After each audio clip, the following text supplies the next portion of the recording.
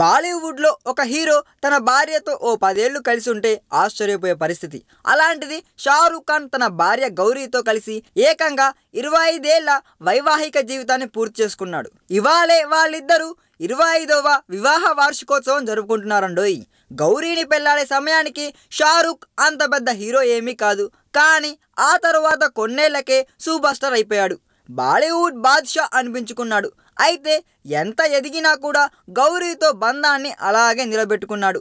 ఇప్పటికీ వాళ్ళిద్దరూ అన్యోన్యంగా జీవిస్తున్నారు. అయితే తమ బంధం నిలవడంలో గౌరీ పాత్రే కీలకమని, తన మీద ఎన్నెన్నో రూమర్లు వచ్చినా ఆమె అసలు పట్టించుకోదు అంటున్నాడు షారూక్.